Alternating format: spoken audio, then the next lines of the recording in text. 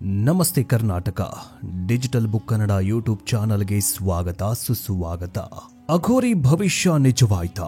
144 ವರ್ಷಗಳ ಬಳಿಕ ಉತ್ತರ ಪ್ರದೇಶದ ಪ್ರಯಾಗ್ರಾಜ್ನಲ್ಲಿ ನಡೆದಂತಹ ಮಹಾಕುಂಭಮೇಳದಲ್ಲಿ ಓರ್ವ ಅಘೋರಿ ಮುಂದಿನ ಭವಿಷ್ಯವಾಣಿಯನ್ನು ನುಡಿದಿದ್ರು. ಆ ಭವಿಷ್ಯವಾಣಿ ನುಡಿತಾ ಇದ್ದಂತೆ ವಿಶ್ವಾದ್ಯಂತ, ಅದರಲ್ಲೂ ಭಾರತದಲ್ಲಿ ಸಾವಿನ ಸುನಾಮಿಯೇ ಎದ್ದಿದೆ. 144 ವರ್ಷಗಳ ಬಳಿಕ ನಡೆದಂತಹ ಈ ಮಹಾಕುಂಭಮೇಳದ ಬಳಿಕ ಕಲಿಯುಗ ಅಂತ್ಯದ ಆರಂಭವಾಗತ್ತೆ. ಜೊತೆಗೆ ಸಾವು ನೋವು ಜಾಸ್ತಿಯಾಗತ್ತೆ.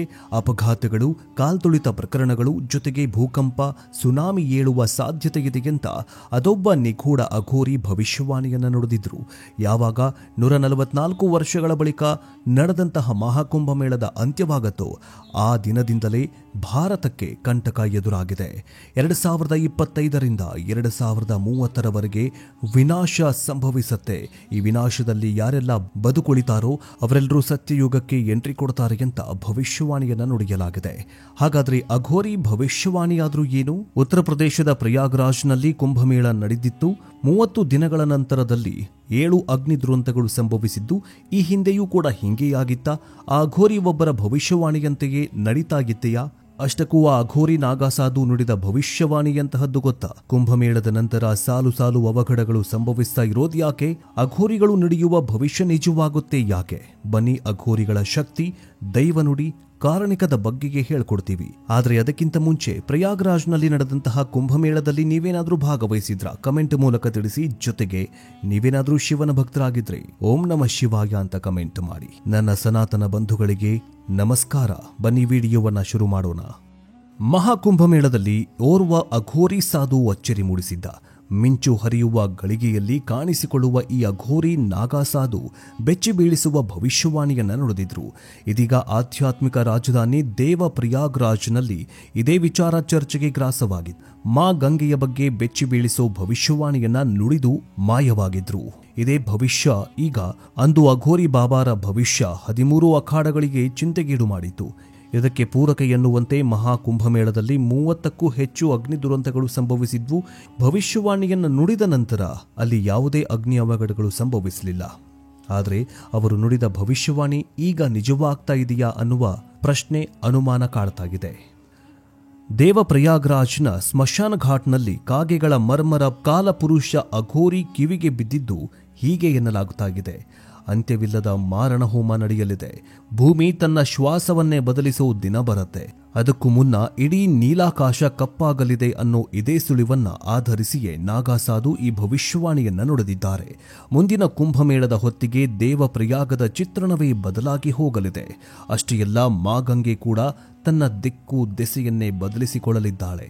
ಕಣ್ಣಿಗೆ ಕಾಣದೇ ಇದ್ದ ಸರಸ್ವತಿ ನದಿ ಉಕ್ಕಿ ಹರಿಯಲಿದ್ದಾಳೆ.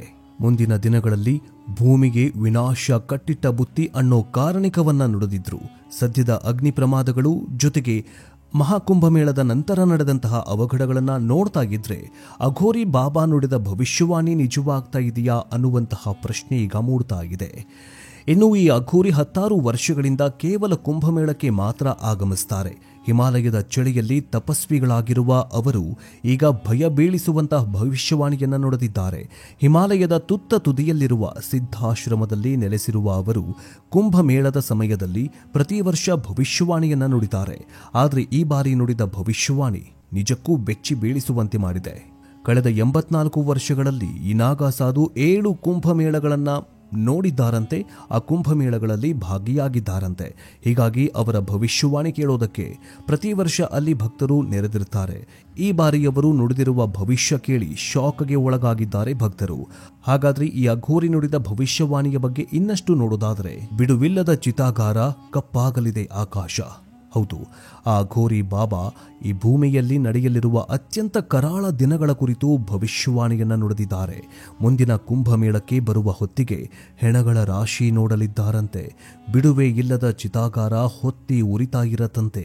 ಉಸಿರಾಡುವ ಗಾಳಿ ವಿಷವಾಗಲಿದೆಯಂತೆ. ಆಕಾಶ ಕೂಡ ಕಪ್ಪಗಾಗಲಿದೆಯಂತೆ. ಅವಘಡಗಳು ಸಂಭವಿಸಿ ಸಾವಿನ ಸುನಾಮಿಯೇ ಏಳಲಿದೆಯಂತ ಅಘೋರಿ ಬಾಬಾ ಕಾರಣಿಕ ಭವಿಷ್ಯವಾಣಿಯನ್ನು ನುಡಿದಿದ್ದಾರೆ. ಹಾಗೆಯೇ ಜನರ ಪಾಪವನ್ನೇ ತೊಳೆಯುವ ಗಂಗೆಗೆ ಅಳುತ್ತಾಳೆ ಎಂಬ ಭವಿಷ್ಯವಾಣಿಯನ್ನು ನುಡಿದಿದ್ದಾರೆ. ಇನ್ನು ತ್ರಿವೇಣಿ ಸಂಗಮದಲ್ಲಿ ಸ್ನಾನ ಮಾಡೋದಕ್ಕೆ ಬರುವ ಸಮಯದಲ್ಲಿ ಆಕಾಶದಲ್ಲಿ ಕಾಗೆಗಳು ಕರ್ಕಶ ಧ್ವನಿಯಲ್ಲಿ ಕೂಗ್ತಾ ಇದ್ವಂತೆ. ಅವರು ಪವಿತ್ರ ಸ್ನಾನ ಮಾಡಿ ನದಿ ತಟದಲ್ಲಿ ಕಣ್ಮುಚ್ಚಿ ಕುಳಿತು ಈ ಭವಿಷ್ಯವಾಣಿಯನ್ನು ನುಡಿದಿದ್ದಾರೆ. ಹಾಗೆಯೇ ನಗರಗಳು ಎರವಲು ಪಡೆದ ಭೂಮಿಯನ್ನ ಸಮುದ್ರ ದೇವತೆಗೆ ವಾಪಸ್ಸು ನೀಡುವ ಕಾಲ ಬರಲಿದೆಯಂತೆ. ಅಂದ್ರೆ ದೊಡ್ಡ ದೊಡ್ಡ ನಗರಗಳು ಸಮುದ್ರಕ್ಕೆ ಆಹುತಿಯಾಗಲಿವೆ. ಕರಾವಳಿ ಪ್ರದೇಶ ಸಮುದ್ರದಲ್ಲಿ ಮುಳುಗಿ ಹೋಗಲಿದೆಯಂತೆ. ಪರ್ವತಗಳ ಮೇಲಿನ ಹಿಮವು ಕಣ್ಮರೆಯಾಗತ್ತೆ. ಹಲವಾರು ಪ್ರಾಚೀನ ದೇವಾಲಯಗಳು ಮತ್ತೆ ಭೂಮಿಯ ಮೇಲೆದ್ದು ಬರುತ್ತವೆ. ನದಿಗಳು ಹೊಸ ಮಾರ್ಗ ಕಂಡುಕೊಳ್ಳುತ್ತವೆ. ಇನ್ನು ಕುಂಭಮೇಳದ ನಂತರ ಮಹಾಯುದ್ಧವೇ ನಡೆಯಲಿದೆಯಂತೆ. ಈ ಮಹಾಯುದ್ಧದಲ್ಲಿ ಇಡೀ ವಿಶ್ವ ತತ್ತರಿಸಿ ಹೋಗಲಿದೆಯಂತೆ. ಆರ್ಥಿಕ ಬಿಕ್ಕಟ್ಟು, ಶ್ರೀಮಂತರು ಬಡವರಾಗ್ತಾರೆ, ಬಡವರು ಸತ್ಯಾನಾಶವಾಗ್ತಾರೆ ಎನ್ನುವಂತಹ ಭವಿಷ್ಯವಾಣಿಯನ್ನು ನುಡಿದಿದ್ದಾರೆ. ಇನ್ನು ಇದಿಷ್ಟೇ ಅಲ್ಲದೆ 7 ದಿನಗಳಲ್ಲಿ ಈ ಕಲಿಯುಗ ಅಂತ್ಯವಾಗಲಿದೆ ಎನ್ನುವಂತಹ ಭವಿಷ್ಯವಾಣಿಯೂ ಕೂಡ ಈಗ ಸ್ಫೋಟವಾಗ್ತಾಗಿದೆ. 16ನೇ ಶತಮಾನದಲ್ಲಿ ರಚನೆಯಾದ ಭವಿಷ್ಯಮಾಲಿಕ ಗ್ರಂಥವು ಕಲಿಯುಗದ ಅಂತ್ಯ ಮತ್ತು ಪ್ರಪಂಚದ ವಿನಾಶವನ್ನ ಹೇಳತಾಗಿದೆ. ಭವಿಷ್ಯಮಾಲಿಕಾದಲ್ಲಿ ನಾವು ಭಾರತದ ಬಗ್ಗೆ ಹೇಳಲಾದ ಅನೇಕ ಭವಿಷ್ಯಗಳನ್ನು ನೋಡಬಹುದು. ಇದಕ್ಕೆ ಉತ್ತಮ ಉದಾಹರಣೆ ಎಂಬಂತೆ ಜಗನ್ನಾಥ ದೇವಾಲಯಕ್ಕೆ ಸಂಬಂಧಿಸಿದ ವಿಚಾರಗಳು ಭವಿಷ್ಯಮಾಲಿಕೆಯಲ್ಲಿ ಹೇಳಿದಂತೆ ನಡೆದಿದೆ. ಭವಿಷ್ಯಮಾಲಿಕಾ ಜಗನ್ನಾಥ ದೇವಾಲಯಕ್ಕೆ ಸಂಬಂಧಿಸಿದ ವಿಚಾರಗಳನ್ನು ಹೊರತುಪಡಿಸಿದ್ರೆ ಕಲಿಯುಗದ ಕುರಿತು ಕೂಡ ಭವಿಷ್ಯಮಾಲಿಕೆಯಲ್ಲಿ ಉಲ್ಲೇಖಿಸಲಾಗಿದೆ. ಕಲಿಯುಗದ ಅಂತ್ಯಕ್ಕೆ ಸಂಬಂಧಿಸಿದ ಭವಿಷ್ಯಮಾಲಿಕಾದ ಭವಿಷ್ಯವಾಣಿಗಳನ್ನು ತಿಳಿದುಕೊಳ್ಳೋಣ ಬನ್ನಿ. ಕಲಿಯುಗದಲ್ಲಿ ಕ್ರಮೇಣವಾಗಿ ಉದ್ವಿಗ್ನತೆ ಹೊರಡುತ್ತೆ ಅಂತ ಬರೆಯಲಾಗಿದೆ. ಪ್ರಪಂಚದ ಅನೇಕ ದೇಶಗಳಲ್ಲಿ ಅಂತರ್ಯುದ್ಧಗಳು ಜಾಸ್ತಿ ಆಗತ್ತೆ. ಒಂದೆಡೆ ನೈಸರ್ಗಿಕ ವಿಕೋಪಗಳು ಮನುಕುಲವನ್ನ ಶೋಚನೀಯಗೊಳಿಸಿದ್ರೆ, ಮತ್ತೊಂದೆಡೆ ಅಂತರ್ಯುದ್ಧಗಳು ಮಾನವ ಜೀವವನ್ನ ಛಿದ್ರಗೊಳಿಸುತ್ತವೆ. ಜಗತ್ತಲ್ಲಿ 3ನೇ ಮಹಾಯುದ್ಧ ಆರಂಭವಾಗತ್ತೆ. ಅದರಲ್ಲಿ ಜನರು ಕೀಟಗಳಂತೆ ಸಾಯ್ತಾರೆ ಅಂತ ಉಲ್ಲೇಖ ಮಾಡಲಾಗಿದೆ. ಇನ್ನು ಭವಿಷ್ಯವಾಣಿಯಲ್ಲಿ ಉಲ್ಲೇಖಿಸಿರುವ ಪ್ರಕಾರ ಆಕಾಶದಲ್ಲಿ 2 ಸೂರ್ಯರು ಕಾಣಿಸ್ಕೊಳ್ತಾರೆ. ಇದು ಕಲಿಯುಗ ತನ್ನ ಉತ್ತುಂಗದತ್ತ ಸಾಗುತ್ತದೆ ಅನ್ನೋ ಸಂಕೇತವಾಗಿದೆ. ಕೆಲವು ವರ್ಷಗಳ ಹಿಂದೆ ಕೊಲಂಬಿಯಾದ ಹಳ್ಳಿಯೊಂದರಲ್ಲಿ 2 ಸೂರ್ಯೋದಯದ ದೃಶ್ಯ ಕಂಡು ಬಂದಿವೆ ಅನ್ನೋದು ಆಶ್ಚರ್ಯಕರವಾಗಿದೆ. ಭವಿಷ್ಯಮಾಲಿಕದಲ್ಲಿ ಬರೆದ ಭವಿಷ್ಯವಾಣಿಯ ಪ್ರಕಾರ ಸೂರ್ಯನಂತೆ ಹೊಳೆಯುವ ದೇಹವು ಬಂಗಾಳ ಕೊಲ್ಲಿಯಲ್ಲಿ ಬೀಳುತ್ತದೆ. ಇದರಿಂದ ಒಡಿಶಾ ಮುಳುಗಿ ಹೋಗುತ್ತೆ ಅಂತ ಹೇಳಿದ್ದಾರೆ.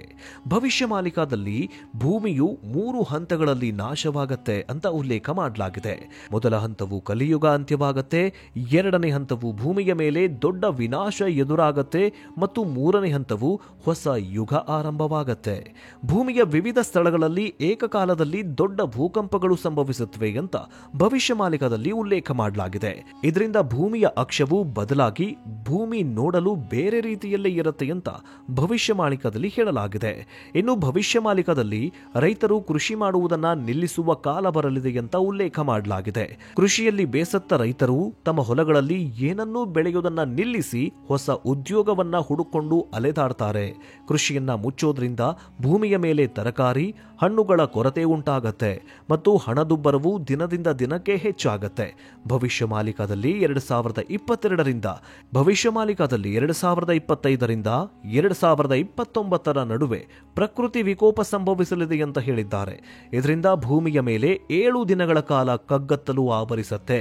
ಈ ಘಟನೆಯು 2025ರಿಂದ 2029ರ ನಡುವೆ ಯಾವಾಗ ಬೇಕಾದರೂ ಸಂಭವಿಸಬಹುದು ಅಂತ ಹೇಳಲಾಗಿದೆ. ಹೀಗೆ ಅಘೋರಿಗಳು ಹೇಳಿದಂತಹ ಭವಿಷ್ಯವು ಈಗ ನಡೀತಾ ಇರುವಂತಹ ಘಟನೆಗೂ ಒಂದಕ್ಕೊಂದು ಮ್ಯಾಚ್ ಆಗ್ತಾಗಿದೆ. ಮುಂದಿನ ದಿನಗಳಲ್ಲಿ ಅಂದ್ರೆ 2025 ಮಾರ್ಚ್ 29ರ ನಂತರ ಕಲಿಯುಗ ಅಂತ್ಯದ ಆರಂಭ ಆಗತ್ತಾ ಅನ್ನುವಂತಹ ಪ್ರಶ್ನೆ ಎಲ್ಲರನ್ನ ಕಾಡ್ತಾಗಿದೆ. ಆದ್ರೆ ಇನ್ನೊಂದು ವಿಚಾರ ಏನಂತಂದ್ರೆ, ಮಹಾಕುಂಭಮೇಳದಲ್ಲಿ ಭಾಗಿಯಾಗಿರುವ ಈ ಅಘೋರಿಗಳು ಕುಂಭಮೇಳ ಮುಗಿದ ನಂತರ ಮತ್ತೆಲ್ಲಿ ಹೋಗ್ತಾರೆ, ಅವರು ಯಾವ ಸ್ಥಳಕ್ಕೆ ಹೋಗ್ತಾರೆ, ಅವರು ಹೇಗೆ ಹೋಗ್ತಾರೆ ಅನ್ನೋದೇ ಯಕ್ಷ ಪ್ರಶ್ನೆಯಾಗಿದೆ. ಮತ್ತೊಂದು, ಇಷ್ಟೊಂದು ಸಾವಿರಾರು ಸಂಖ್ಯೆಗಳಲ್ಲಿ ಅಘೋರಿಗಳು ಬಂದು ಮಹಾಕುಂಭಮೇಳದಲ್ಲಿ ಭಾಗಿಯಾಗಿದ್ದಾರೆ. ಇವರು ಎಲ್ಲಿಂದ ಬಂದ್ರು, ಹೇಗ್ ಬಂದ್ರು, ಯಾವಾಗ ಬಂದ್ರು ಅನ್ನೋದೇ ಯಾರಿಗೂ ಕೂಡ ಗೊತ್ತಿಲ್ಲ. ಎಲ್ಲರೂ ಕೂಡ CCTV ಫೂಟೇಜ್ಗಳನ್ನ ತೆಗೆದು ನೋಡಿದಾಗ ಇವರೆಲ್ಲರೂ ಕೂಡ ಹೇಗೆ ಬಂದ್ರು ಅನ್ನೋದೇ ಗೊತ್ತಾಗಿಲ್ಲ. ಯುಪಿ ಯೋಗಿ ಆದಿತ್ಯನಾಥ್ ಸರ್ಕಾರವು ಮಹಾಕುಂಭಮೇಳದಲ್ಲಿ 2700 AI ಜನರೇಟೆಡ್ ಕ್ಯಾಮೆರಾಗಳನ್ನ ಬಳಸಿದ್ದಾರೆ. ಆದರೆ ಕೆಲವೊಂದಿಷ್ಟು ಅಘೋರಿ ಬಾಬಾಗಳ ಚಿತ್ರಣವು ಆ ಕ್ಯಾಮೆರಾದಲ್ಲಿ ರೆಕಾರ್ಡೇ ಆಗಿಲ್ಲ. ಅಂದ್ರೆ ಅವರು ಯಾರು ಅನ್ನೋದು ಇದುವರೆಗೂ ಗೊತ್ತಾಗಿಲ್ಲ. ನೋಡ್ತಾ ಇದ್ದ ಹಾಗೆ ಕ್ಯಾಮರಾದಿಂದ ಕಣ್ಮರೆಯಾಗ್ತಾಗಿದ್ರೆ ಇನ್ನೆಷ್ಟು ಅಘೋರಿಗಳು ಇವತ್ತು ಬಂದು ನಾಳೆಗೆ ಇರೋದೇ ಇಲ್ಲ ಅಂತ ಹೇಳಲಾಗ್ತಿದೆ. ಇವೆಲ್ಲವೂ ಮಹಾಕುಂಭಮೇಳದ ದೊಡ್ಡ ಚಮತ್ಕಾರವೇ ಆಗಿದೆ. ಈ ಮಹಾಕುಂಭಮೇಳದ ಬಗ್ಗೆ ನಿಮಗೇನನ್ಸುತ್ತೆ ಕಮೆಂಟ್ ಮೂಲಕ ತಿಳಿಸಿ. ಮುಂದಿನ ವಿಡಿಯೋದಲ್ಲಿ ಮತ್ತೆ ಸಿಗೋಣ. ಜೈ ಹಿಂದ್, ಜೈ ಕರ್ನಾಟಕ, ಓಂ ನಮಃ ಶಿವಾಯ.